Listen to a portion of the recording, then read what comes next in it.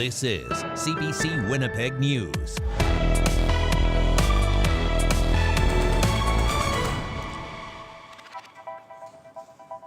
Good evening, thanks for joining us.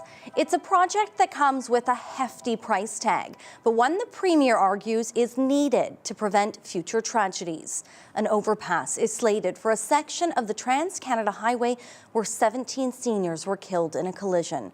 As CBC's Josh Crabb reports, there are other intersections along the road with more crashes and more traffic, but not as many deaths. It was announced last week the intersection where Highway 5 crosses the Trans-Canada near Carberry will get a $100 million makeover. A collision between a semi and a bus here in June 2023 left 17 seniors from the Dauphin area dead. The mayor of that city, David Boziak, supports the decision to put in an overpass. I think the province said they would listen. They did listen. What they heard was contrary to what the engineers or the experts were telling them.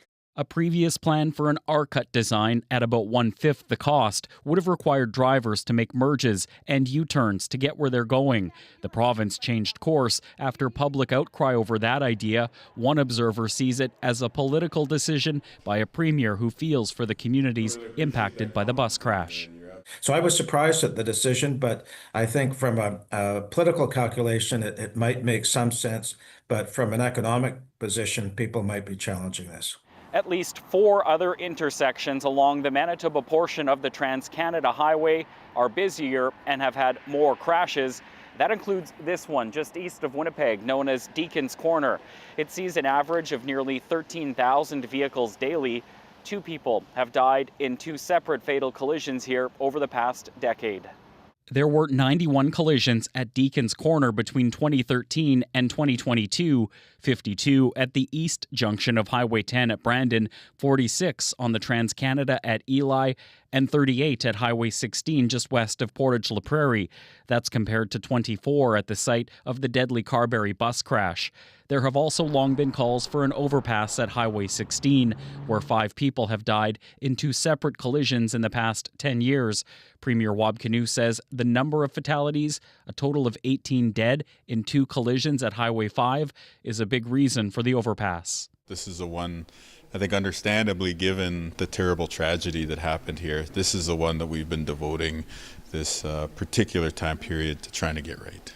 Even some of the Premier's critics agree. The area's progressive Conservative MLA Jody Byram supports his decision. Across the province, has there ever been an intersection where so many lives were lost in one particular case? Construction is expected to begin in 2027 and take 2.5 years. Josh Crabb, CBC News, Winnipeg. A Manitoba author has been identified as the woman who was killed after being hit by a car in Osborne Village last week. Friends and family are mourning the loss of 67-year-old Rosalie Tennyson.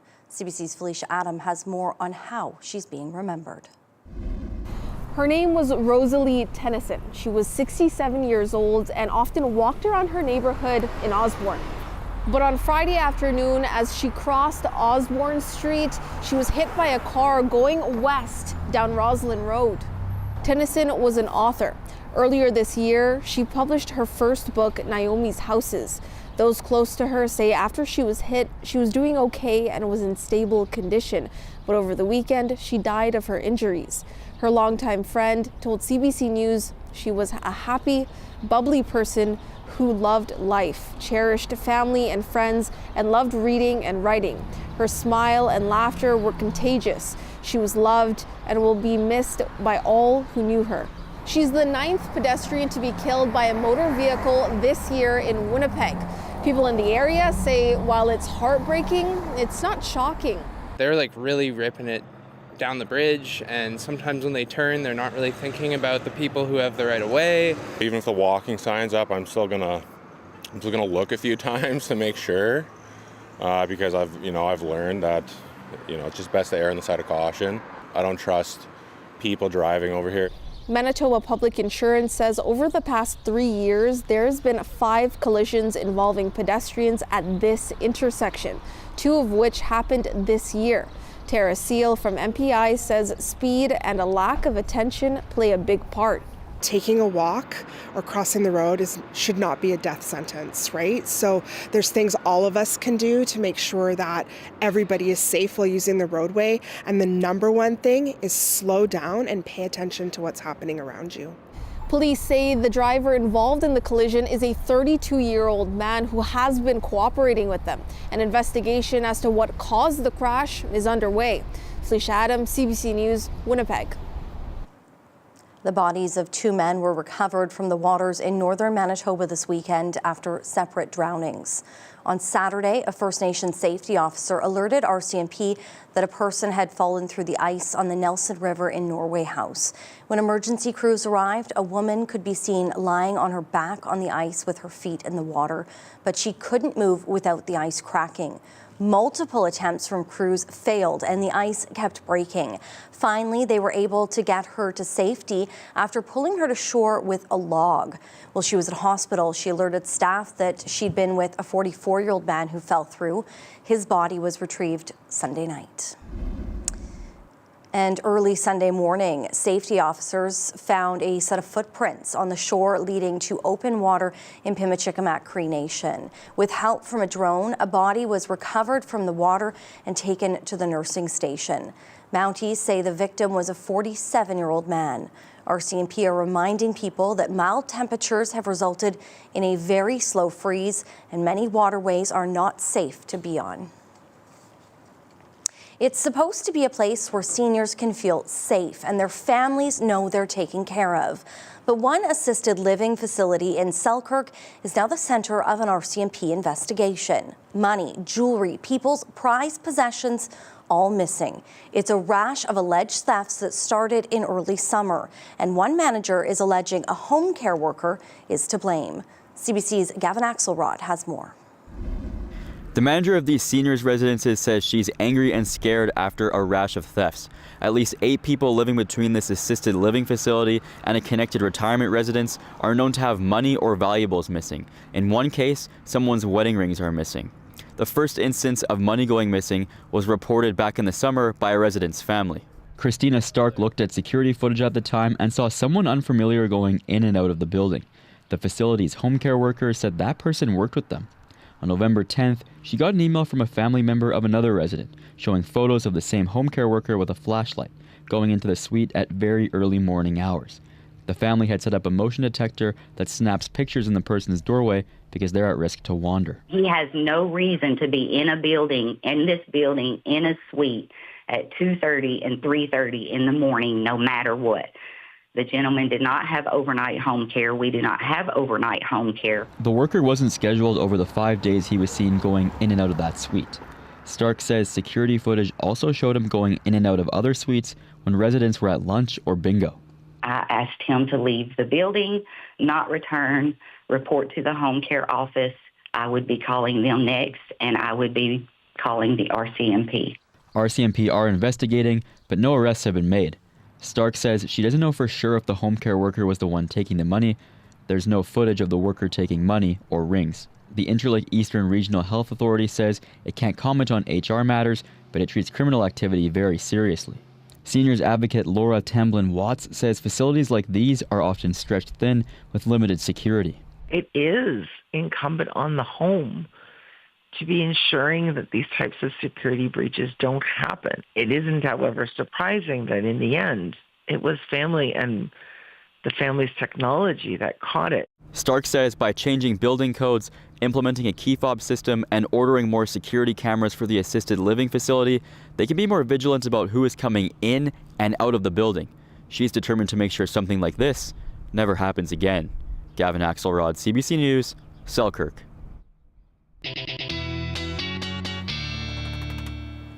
Riley's in now, and Riley, I know it won't last, but boy, oh boy, was it a beautiful weekend. So many people were out yesterday. Yeah, absolutely. Soaking in what will be one of the final days where we see temperatures above seasonal for this time of the year. 18 records falling in parts of the province yesterday, Brittany. Here's just some of them. I couldn't fit everything on the map, but here's just some of the more notable ones. Portage, actually the hot spot in the country yesterday at almost 14 degrees, breaking a record from 1890. Winnipeg, we got up to 10 degrees, breaking breaking a record from 1942, record from the 80s in Norway House, and a pair of records from the 40s in Pine Falls and Sprague. Yes, this doesn't last. There is a pretty major change on the way, and you can start to see some of that moving in on satellite and radar.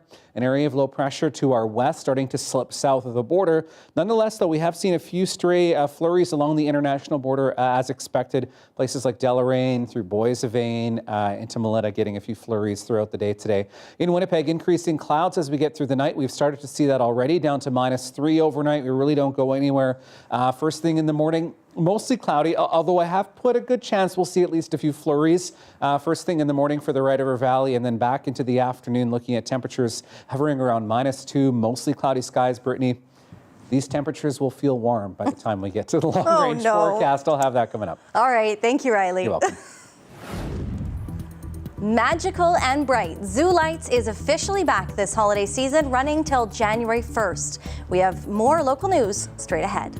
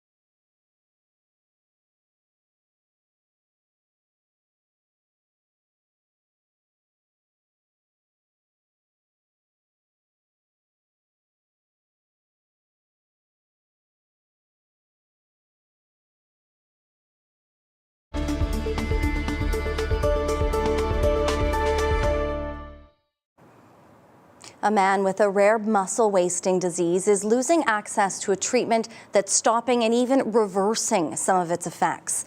But today he met with one person who could change that.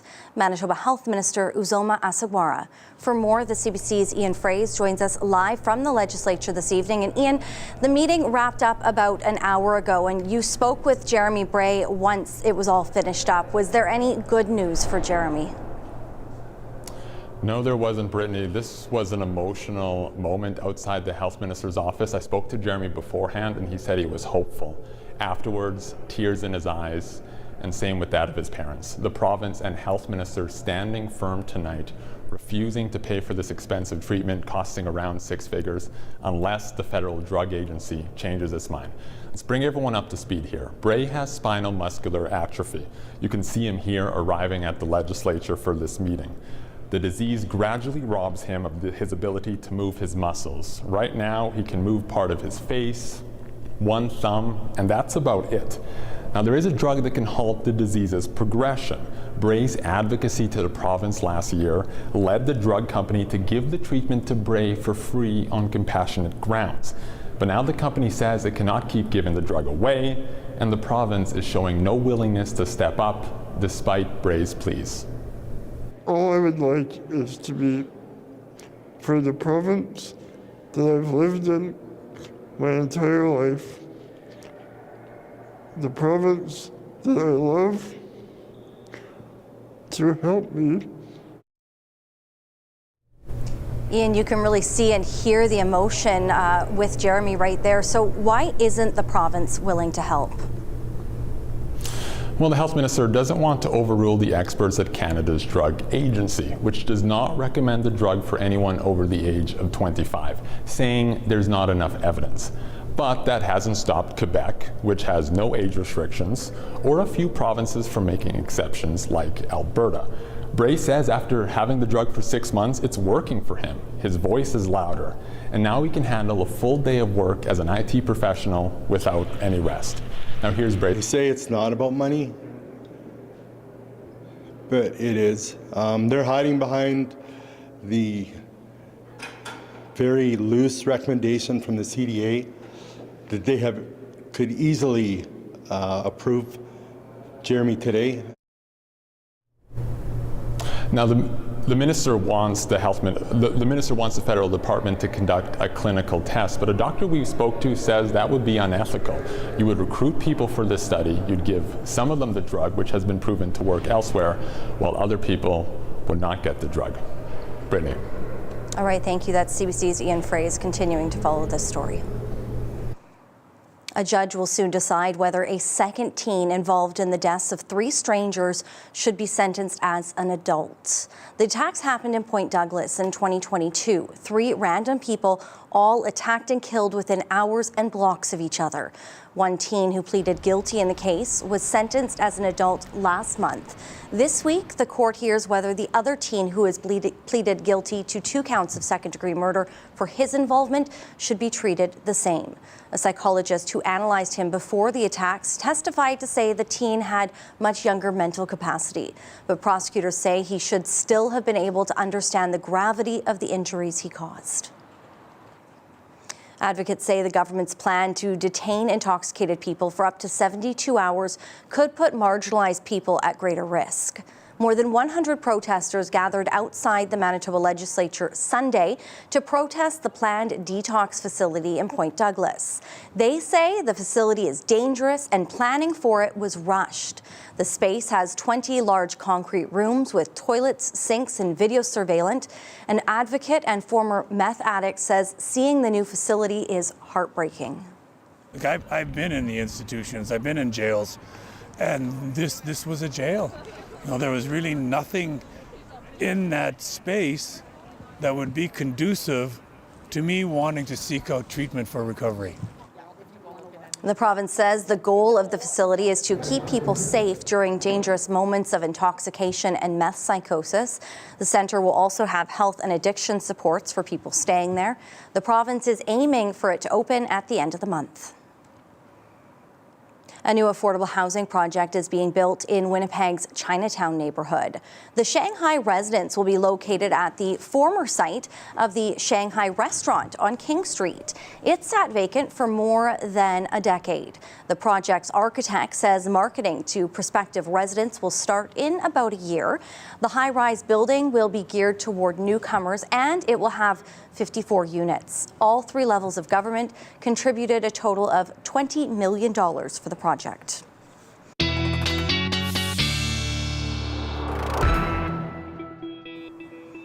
Riley's back in, and lots of projects trying to get that first go-ahead before the freeze, trying to get a little work in while they still can, just like all of us outside. Yeah, I mean, if you didn't get the lights up this weekend, you have a few more chances before you're doing it in the bitter cold, because that is coming in the long range, which I'll talk about. Between now and then, there's a bit of active weather happening.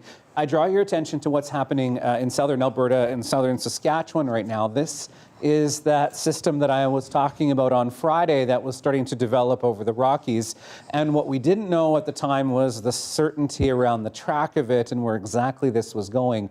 That didn't come till we got into the weekend here and we got a bit more data on some of this. So most of this snow that you see in southern Saskatchewan that actually brought in some cases up to 10 centimeters of snow today to parts of Alberta is moving south of the border. So this pretty much misses Manitoba, save for the southwestern corner of the province, where we have seen a few flurries throughout the day today, again through the overnight hours. Places like Melita into Pearson maybe get clipped by this system as it passes through. The rest of us through the night into mainly cloudy skies, although I do think, I mean, there's still a little bit of uncertainty with the track that we could get into possibly a few flurries first thing in the morning in the Red River Valley. But really that's about it. By the time we get into the evening hours, we get high pressure in behind this clearing things out. But we also get into back of a more northerly and northwesterly flow, and that could mean lake effect snow again off the large lakes, the possibility of some of this even reaching the city of Winnipeg as we get Wednesday into Thursday with the winds being strong enough. So a bit of active weather to come between now and then, looking at the potential for even up to 10 or 15 centimeters of snow south of the border. So we kind of dodged a bullet with this one, but is to say that we could see maybe a trace or a couple centimeters if this swings a little bit further north as we get through the night tonight, particularly into southwestern parts of the province. The thing is, in behind this, we get into some really cold, bitterly air, not just back towards seasonal, but temperatures by early next week that are actually below seasonal for this time of the year. So you can start to see this trough forming in the jet stream. By the time we get to Thursday, you can see it encompasses really much of the Prairie provinces and right down through much of the U.S. Midwest. So we are setting in for a period as we get into the weekend, into next week, where we get into some very cold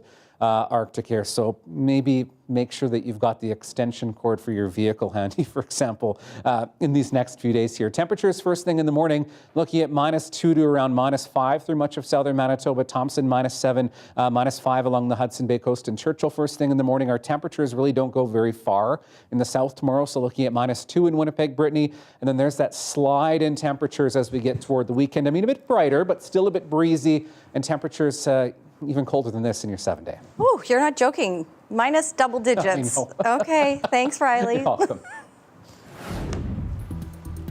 Well, we have much more to come straight ahead. Stay with us.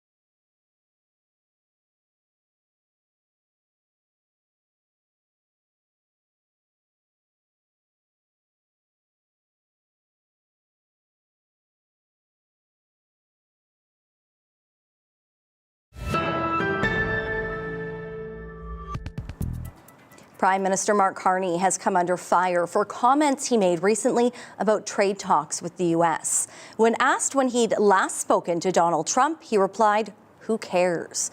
Marina von Stackelberg tells us about the fallout. The Honourable Leader of the Conservatives are hammering the Liberals about an answer Mark Carney gave after he was asked when was the last time he spoke with Donald Trump. It's the Prime Minister who said, "Who cares?" when he was asked just over the weekend about the failure to keep his promises on trade. Mr. Speaker, the Leader of the Opposition knows very well that our government was elected to defend Canadian workers and the Canadian economy. Reporters regularly ask Carney when he has last spoken to the U.S. president, since the Prime Minister's office doesn't always disclose it. This time, his answer was pointed. Who cares? I mean, it's a detail. It's a detail. I spoke to him. I'll speak to him again when it matters. Carney says he's been busy passing his government's first budget and launching new trade agreements. I don't have a burning issue to speak with the president about right now. When America wants to come back and have the discussions on the trade side, we will have those discussions. It's now been more than a month since Trump called off trade talks after Ontario ran an anti-tariff ad in the United States. Since then, the pair have not had any official meetings. He appeared a little dismissive of the United States and the impact of the tariffs on Canadians. And I think, obviously, that wasn't optimal. And we just have to hope that it doesn't, in fact, continue to deteriorate the relationship. The Prime Minister's office now says Carney is considering a trip to Washington next week to attend the World Cup draw, which Canada is co-hosting next year with the U.S. and Mexico. But so far, there's no indication that Carney plans to meet with Trump. Marina von Stackelberg, CBC News, Ottawa. A U.S. federal judge has ordered the criminal charges against former FBI Director James Comey to be dropped. The ruling was made on the grounds that the prosecutor who secured the indictments had been unlawfully appointed to the role. It's a major blow for U.S. President Donald Trump and his effort to take action against his perceived enemies. And it wasn't the only case dismissed. Katie Nicholson has the details from Washington. Judge Cameron McGowan Curry tossed out the cases against former FBI Director James Comey and New York's Attorney General Letitia James because of who brought the cases against them, Lindsay Halligan, who Curry noted is a former White House aide with no prior prosecutorial experience. Curry concluded that Halligan, who the Trump administration hastily named the interim U.S. attorney in September, had no lawful authority to present the indictment against the former FBI director and the New York Attorney General. Halligan is a former Florida real estate insurance lawyer. She brought charges against Comey and James after her predecessor, Eric Siebert, had declined, reportedly because the case was weak. Judge Curry has essentially said here that because Halligan was not properly appointed, her actions were unlawful. Letitia James said she was heartened by the decision, while James Comey posted a statement on Instagram. I'm grateful that the court ended the case against me, which was a prosecution based on malevolence and incompetence, and a reflection of what the Department of Justice has become under Donald Trump, which is heartbreaking. But I was also inspired by the example of the career people who refused to be part of this travesty. It cost some of them their jobs. The White House says it intends to appeal the decisions. I know there was a judge who is clearly trying to shield Letitia James and James Comey from receiving accountability, and that's why they took this unprecedented action to throw away the indictments against these two individuals. But the Department of Justice will be appealing very soon, and it is our position that Lindsay Halligan is extremely qualified for this position, but more importantly, was legally appointed to it. Both Comey and James were charged after U.S. President Donald Trump implored the Department of Justice on social media to take action on investigations into his perceived enemies earlier this fall. Katie Nicholson, CBC News, Washington. In Nigeria, authorities have ordered schools in several states to shut down, and military-led rescue efforts are underway across the country. It comes after 2 separate mass abductions of students by armed men in a week. They're the latest school kidnappings to rock the country. And as Chris Brown reports, many are now blaming the Nigerian government for not doing enough to stop them. Empty dorms and desks at the St. Mary's Catholic School in northern Nigeria attest to the horrendous and heartbreaking mass abduction of dozens of children. Distraught parents came looking but found no one. I'm here searching and looking whether I will see any child that I return, but I've not seen any child. Other parents said dozens of motorcycle-riding gunmen swooped in and took as many as 300 students, while 50 managed to escape. It's still the worst mass kidnapping in years. Harkening back to the 2014 abduction of hundreds of schoolgirls by the extremist group Boko Haram. If anything, London-based Nigerian human rights lawyer Bulama Bukardi says the situation may be even worse now. I can't remember any time when there were 3 mass kidnappings within a week. A week ago, 25 students in central Nigeria were kidnapped, as were dozens of parishioners at a church that was attacked. Ransom appears to have been the motive in at least one of the cases, with criminal gangs or extremist groups the likely perpetrators. The government says it plans to hire tens of thousands more police, but in the meantime, unable to guarantee children's safety in the country's northern and western schools, Nigeria's government is instead sending many home. I think what's happening is criminal negligence on the part of the Nigerian government.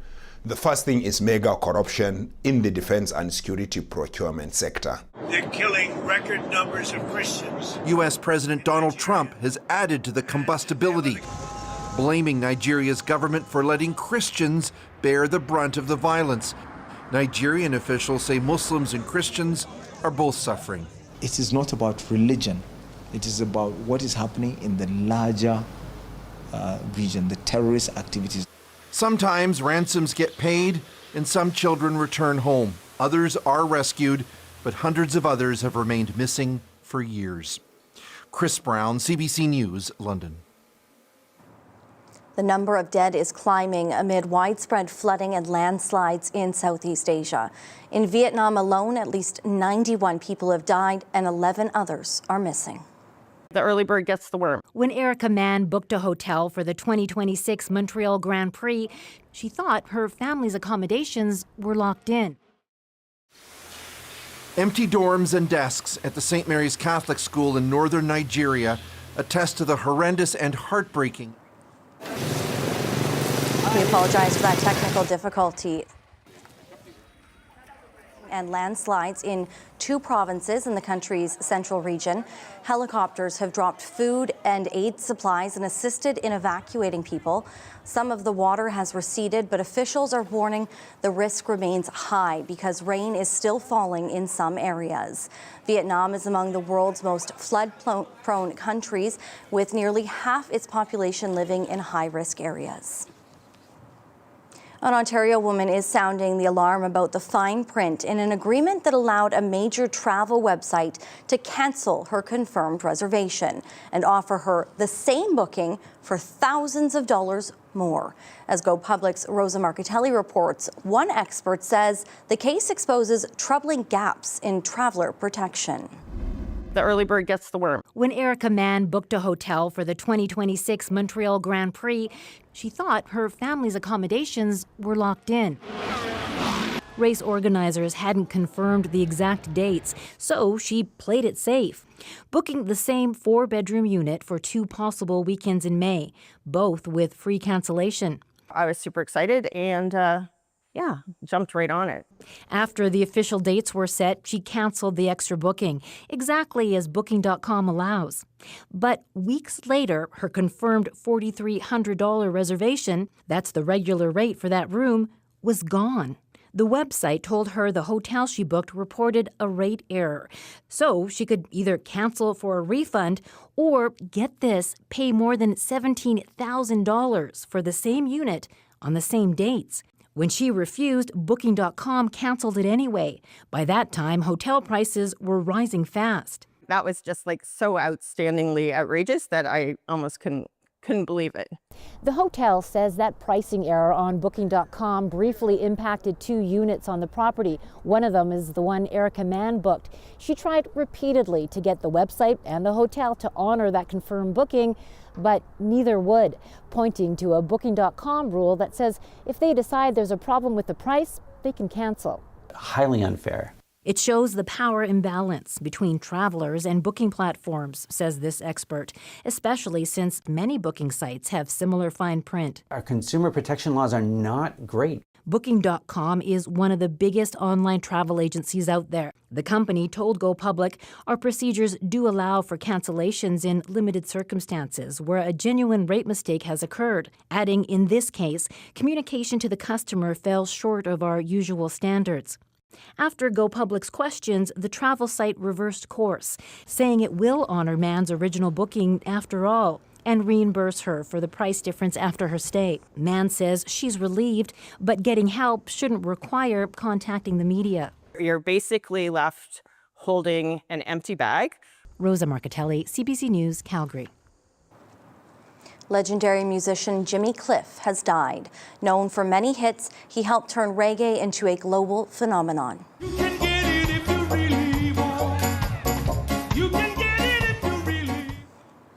Cliff was born in Jamaica in 1944 during a hurricane and later moved to the country's capital in the 1950s to pursue his musical career. He went on to record more than 30 albums and perform all over the world for more than 6 decades. Jimmy Cliff was 81. It's one of the busiest shopping days of the year, but with many people feeling the financial pinch, how are stores adjusting this Black Friday? More on that ahead.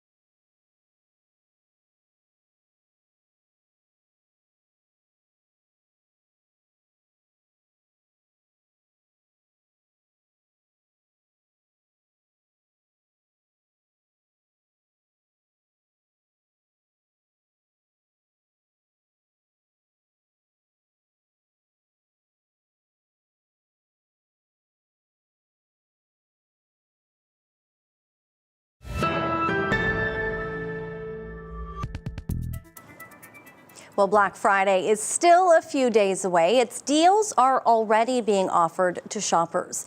But this year, many Canadians are dealing with financial strain, forcing them to reel in spending. And businesses are feeling the shift. The CBC's Jennifer Lagrassa has more on how retailers are adjusting their marketing plans. We're cutting our margins pretty deep on that one. For the first time, this small business owner is offering a Black Friday sale, up to 50% off. This is going to be like pretty big for us as a small business. Such steep discounts likely won't fill her pockets, but she's hoping they get customers back in the door and product out. The economy is not really great. People can't really afford things. A year of high inflation and economic uncertainty means shoppers are on the lookout for savings this holiday season. It's more expensive than last year. I'm going to take advantage of Black Friday. So our budget is what we can afford to make sure we're not messing up with any of the other payments. Even if I had the same budget, if I were to get the same things as last year, it'd probably end up costing like 100 or like 200 more. The trade conflict also weighing heavy on consumers' wallets, with a recent Bank of Canada survey finding the uncertainty is dampening spending expectations. The retailers that are going to win to draw those Canadians in more are those that have, really good deals, promotions. And big box stores are listening, with some pushing steeper discounts than last year. I think we've got great pricing and customers will find really exciting deals on a range of products. And deals are still starting way before the official Black Friday. We started off on November 3rd, just to kind of get them in a little bit earlier and let them shop kind of at their own pace. For smaller shops, discounts might be doing the heavy lifting. People are struggling paying their groceries, so coming to a place like ours, I feel like it is a luxury, like buying these little knickknacks. But they're hoping that a desire to buy Canadian will also pay off. Jennifer Lagrassa, CBC News, Windsor.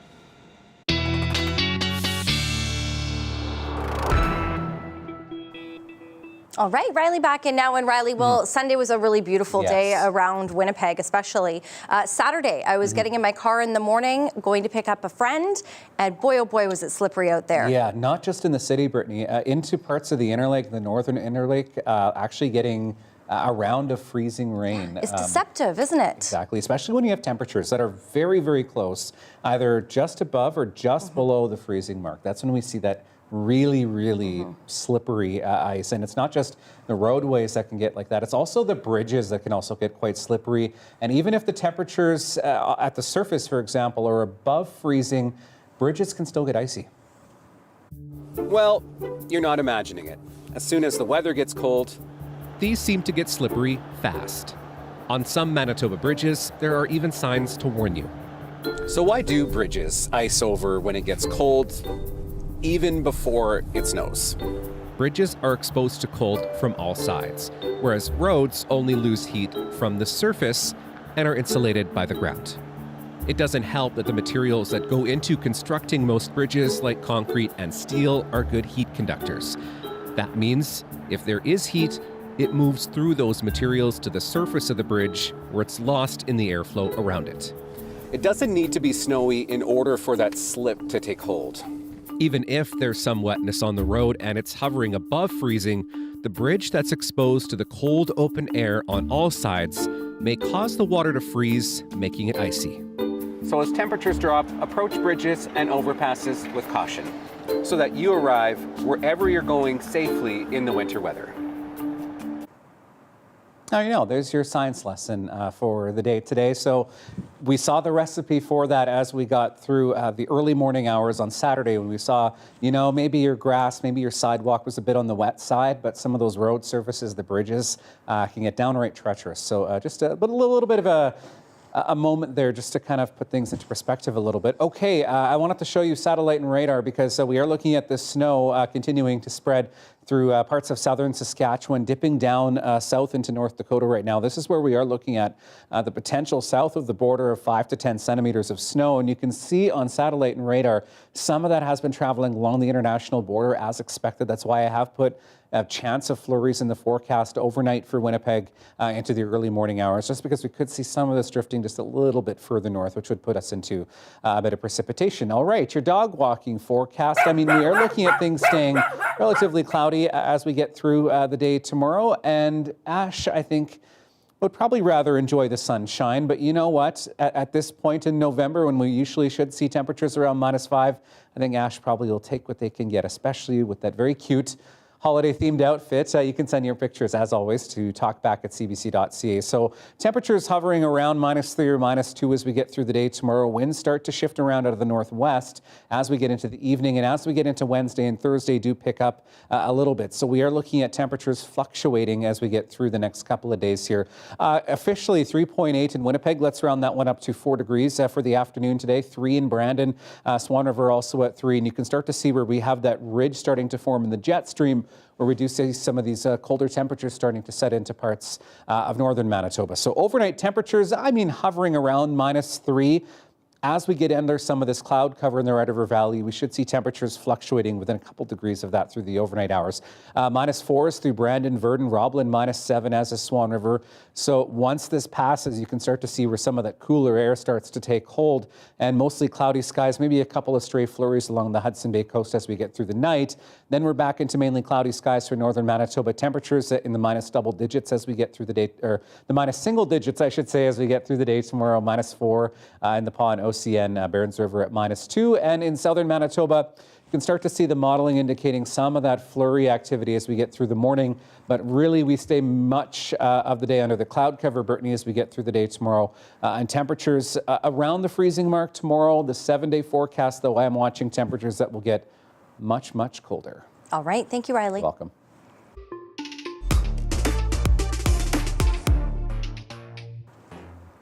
Red light cameras have been used in cities across the country since the 1990s.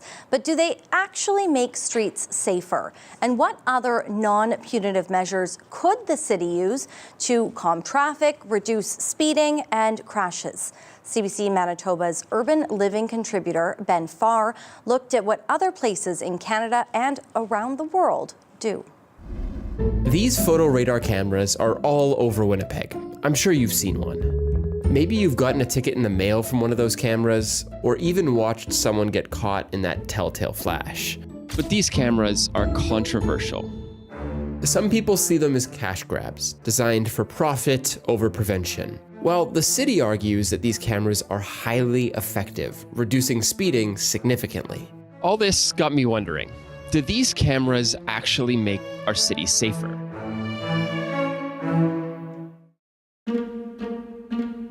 Speeding and running red lights are the two biggest causes of car crashes across Canada. To help fix the problem, photo radar was tested in Winnipeg in 2001 and implemented citywide shortly after. In theory, these cameras sound like they should help, but do they really work? According to the Winnipeg Police, yes. Since 2003, intersections with photo radar have seen a 22% drop in speeding and red light running. And in Ottawa, photo radar doubled speed compliance and reduced high-end speeding by 75%. But if that's true, why haven't our roads gotten safer for everyone? Because every year in Winnipeg, there are 6% more collisions between vehicles and pedestrians or cyclists. And still, more than half of Winnipeggers are concerned with speeding on our roads. It turns out that photo radar is just a small part of creating safe cities.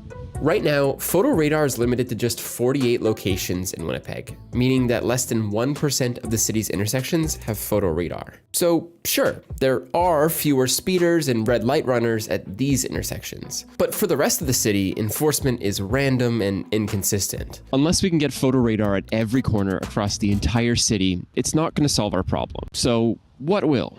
Over in Sweden, a road safety program called Vision Zero was launched back in 1997. Rather than just punishing drivers for their mistakes, the goal for this program was to find the root cause of the problems and create roads that are safe for everyone. Through this, a few basic changes made a huge impact, like narrowing roads and lanes or elevating pedestrian crossings. And over the next 17 years, Sweden saw a 60% reduction in road fatalities. Toronto had similar results too. Their road fatalities have been cut in half since 2016 when they implemented Vision Zero. And recently, the province of Ontario passed legislation to remove traffic cameras across the province, opting instead for other calming measures like speed bumps, roundabouts, and raised crosswalks. To make Winnipeg safer, we need to take a broader approach to road safety, instead of just relying on photo radar. Because yes, photo radar does hold drivers accountable, but the consequences are slow, and it doesn't fix the root problem causing drivers to speed in the first place, which is road design. With Vision Zero, we could learn from these mistakes and accidents to improve our roads. Because we shouldn't have to settle for a reasonable level of danger.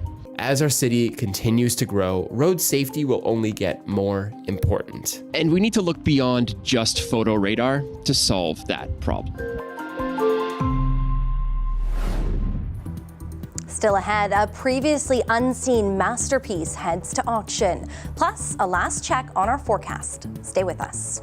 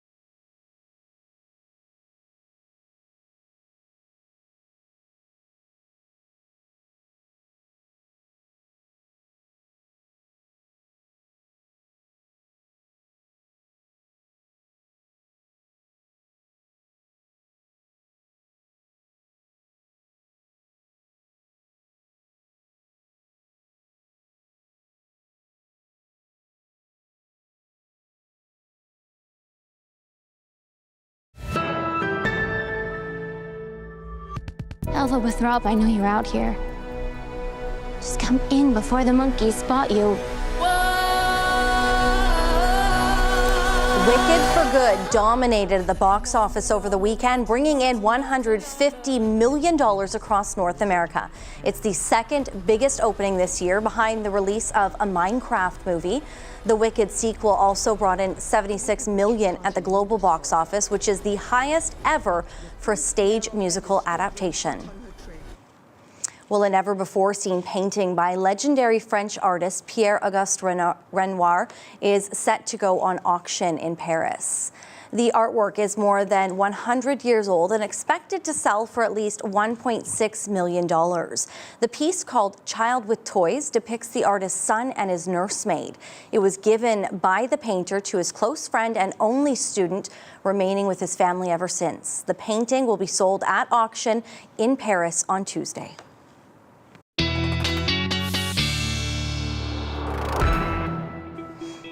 All right, let's have a look at your 7-day forecast. And I mentioned that we're looking at temperatures dropping quite considerably as we head through the long range. So tomorrow, -2 in Winnipeg. I mean, a bit closer to seasonal. It should be around -5 for this time of the year. We'll get closer to that as we head through Wednesday, Thursday, Friday. A bit breezy, so that's why I say slim chance, particularly around the large lakes, that you get some lake effect flurries as we get through Wednesday, Thursday, and then look at these temperatures. -17 for a low Saturday morning, close to -20 by the time we get to next Monday. So if you're asking yourself, should I do my Christmas lights now or wait? I would say do it now because it's going to be cold.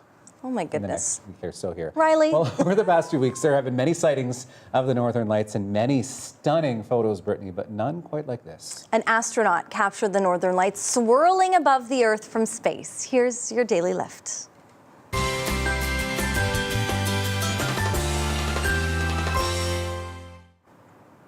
Okay, check out this spectacular new footage from NASA. The astronaut who shot this says she's still never seen the aurora borealis from the ground, but it's a frequent show up in space. Scientists say the Northern Lights are appearing more often lately because of what's known as a solar maximum. Right now, the sun is at its peak of its activity in the 11-year cycle. That's I feel like after seeing incredible. this, it would be just disappointing to see them from the ground. Right? Once you've seen them from space, know, there's no like, going back. Even though they're gorgeous. They are gorgeous, and we love to see those photos, so keep sending them in to us. Have a wonderful night. We'll see you back here tomorrow. See ya. Can you imagine seeing that as you're up above space like that?